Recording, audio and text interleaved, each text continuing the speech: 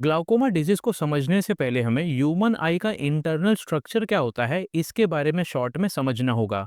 जैसा कि आप अपने स्क्रीन पे इस इमेज को देख सकते हैं, ये इमेज है इंटरनल स्ट्रक्चर ऑफ ह्यूमन आई का। यहाँ पे जो ऊपर वाला पार्ट है इसको बोला जाता है कॉर्निया, और जो नीचे वाला स्ट्रक्चर है इसको बोला जाता है लेंस। यहाँ पे जो दो ब्लैक कलर के डॉट्स आपको दिखाई दे रहे हैं इनको बोला जाता है ट्रेबेकुलर मैशवर्क, और ये जो पिंक कलर का स्ट्रक्चर है इसको बोला जाता है सीलियरी बॉडी। ये सीलियरी बॉडी इस चैम्बर के अंदर एक फ्लूइड को प्रोड्यूस करते हैं, और इस फ्लूइड का नाम है एक्वस ह्यूमर।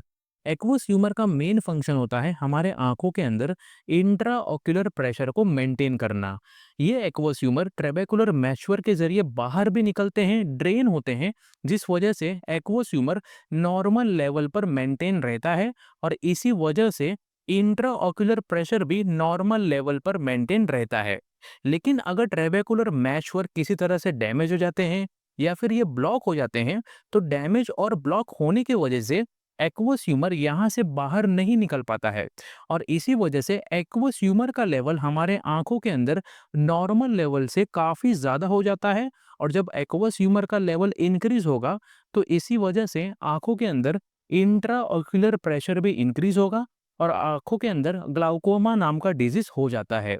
यानी कि ग्लाउकोमा एक ऐसा ऑप्थेल्मिक डिसऑर्डर है जिस दौरान हमारे आंखों के अंदर इंट्रा ऑक्यूलर प्रेशर इंक्रीज हो जाता है, और जब इंट्रा ऑक्यूलर प्रेशर इंक्रीज होगा तो इसी वजह से आंखों के अंदर जो ऑप्टिक नर्व होते हैं ये भी डैमेज होना चालू हो जाते हैं, जिस वजह से पेशेंट का विजन लॉस हो जाता है, और कुछ पेशेंट को ब्लाइंडनेस जैसे कंडीशन भी होने लगते हैं। इस डिजीज का हम एक प्रॉपर डेफिनेशन समझ लेते हैं। Glaucoma is a type of ophthalmic disorder in which the optic nerve is damaged due to increased intraocular pressure within the eye and may cause vision loss और blindness। जैसा कि अभी हमने समझा था कि ग्लाउकोमा एक ऐसा ऑप्थेल्मिक डिसऑर्डर है जिस दौरान हमारे आंखों के अंदर इंट्राऑक्यूलर प्रेशर इंक्रीज हो जाता है, और इसी वजह से आंखों के अंदर जो ऑप्टिक नर्व होते हैं ये डैमेज होने लगते हैं, जिस वजह से पेशेंट का विजन लॉस हो जाता है, और पेशेंट को ब्लाइंडनेस जैसे कंडीशन भी हो जाते हैं। सो ये तो था introduction and definition about glaucoma. Hope आपको अच्छे तरीके से समझ गया होगा। इसके बाद हम टाइप्स ऑफ ग्लाउकोमा के बारे में शॉर्ट में समझ लेते हैं। वैसे तो ग्लाउकोमा काफ़ी सारे टाइप्स के होते हैं, लेकिन यहाँ पर हमें दो टाइप्स के बारे में शॉर्ट में समझना है। सबसे पहला है ओपन एंगल ग्लाउकोमा, एंड दूसरा है angle closure glaucoma. Open angle glaucoma काफ़ी कॉमन टाइप के ग्लाउकोमा होते हैं, यानी कि ये ग्लाउकोमा काफ़ी सारे पेशेंट्स में पाया जाता है। जब पेशेंट के ट्रेबेकुलर मैश वर्क अच्छे तरीके से वर्क नहीं कर पाते हैं, काम नहीं कर पाते हैं, तो इस वजह से पेशेंट को ओपन एंगल ग्लाउकोमा हो जाता है। एंगल क्लोजर ग्लाउकोमा काफी less common type of glaucoma होते हैं, यानी कि ये ग्लाउकोमा काफी कम पेशेंट में पाया जाता है। जब पेशेंट के ड्रेनेज सिस्टम या फिर ट्रेबेकुलर मैश वर्क आइरिस के वजह से ब्लॉक हो जाते हैं, तो इस वजह से पेशेंट को एंगल क्लोजर ग्लाउकोमा हो जाता है। सो ये तो था टाइप्स ऑफ ग्लाउकोमा। होप आपको अच्छे तरीके से समझ गया होगा। इसके बाद हम इटियोपैथोजेनेसिस ऑफ ग्लाउकोमा के बारे में समझ लेते हैं, यानी कि ग्लाउकोमा के कॉजेस क्या है, किस वजह से पेशेंट को ग्लाउकोमा हो जाता है, इसके बारे में शॉर्ट में समझ लेते हैं।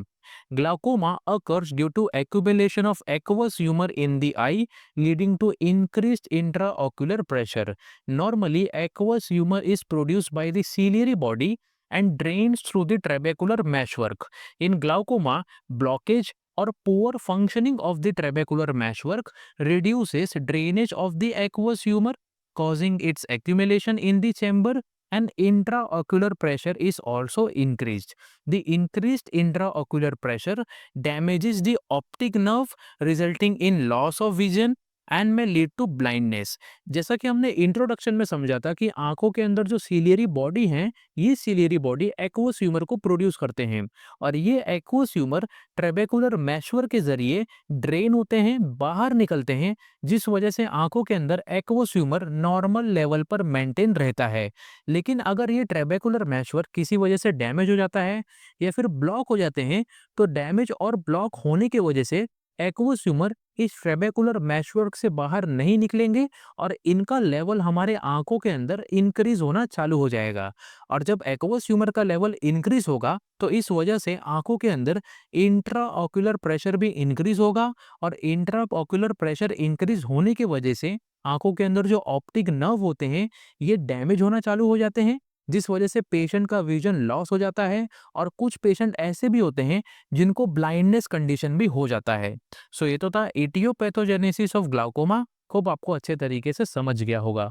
इसके बाद हम क्लिनिकल मैनिफेस्टेशन ऑफ ग्लाउकोमा के बारे में समझ लेते हैं, यानी कि ग्लाउकोमा के साइंस एंड सिम्टम्स कौन कौन से होते हैं, लक्षण कौन कौन से होते हैं, इन सब के बारे में डिटेल में समझ लेते हैं। Glaucoma may have no symptoms in the early stages. As the disease progresses, patients may develop blurred vision, seeing halos around lights, gradual loss of side vision leading to tunnel vision, eye pain or headache, and redness of the eye also occur. If untreated, it can lead to progressive loss of vision and blindness. जब किसी patient को glaucoma हो जाता है तो early stages में, शुरुआती के स्टेजेस में किसी भी टाइप का सिम्टम्स नहीं दिखाई देता है, लेकिन जैसे जैसे ग्लाउकोमा प्रोग्रेस होते हैं वैसे ही पेशेंट को ब्लर्ड विजन कंडीशन हो जाता है, यानी कि पेशेंट को हर एक चीज धुंधला जैसा दिखाई देने लगता है। इसी के साथ साथ अगर पेशेंट किसी भी प्रकार के लाइट्स को देखते हैं तो लाइट्स के अराउंड इनको हैलोज दिखाई देने लगता है, और पेशेंट को लाइट्स कुछ इस प्रकार से दिखाई देने लगते हैं। इसी के साथ साथ ग्लाउकोमा वाले पेशेंट का जो साइड विजन होता है वो भी लॉस हो जाता है, जिसको टर्नल विजन बुलाते हैं, और ये विजन कुछ इस तरीके से पेशेंट को दिखाई देने लगता है। इसी के साथ साथ पेशेंट के आंखों के अंदर पेन होने लगता है, पेशेंट को हेडेक जैसा कंडीशन भी प्रोड्यूस होने लगता है, आंखें पूरी तरह से रेड हो जाती हैं, और अगर ग्लाउकोमा को ट्रीट नहीं किया गया तो आगे चलकर पेशेंट का विजन भी लॉस हो जाता है और पेशेंट को ब्लाइंडनेस जैसे कंडीशन भी हो जाते हैं। सो ये तो था clinical manifestation of glaucoma. Hope आपको अच्छे तरीके से समझ गया होगा। इसके बाद हम non pharmacological management of glaucoma के बारे में समझ लेते हैं, यानी कि इस डिजीज को बिना किसी मेडिसिन के किस तरीके से मैनेज किया जाता है इसके बारे में डिटेल में समझ लेते हैं। Avoid self use of steroid eye drops. जिन पेशेंट को ग्लाउकोमा है ऐसे पेशेंट को स्टेरॉइड आई ड्रॉप्स का इस्तेमाल पूरी तरह से अवॉइड करना चाहिए। Protect eyes from injury. जिन पेशेंट को ग्लाउकोमा है या फिर ग्लाउकोमा डिजीज को प्रिवेंट करने के लिए हमें अपने आंखों को किसी भी टाइप के इंजरी से प्रोटेक्ट करके रखना चाहिए। Maintain a healthy lifestyle and control diabetes and hypertension.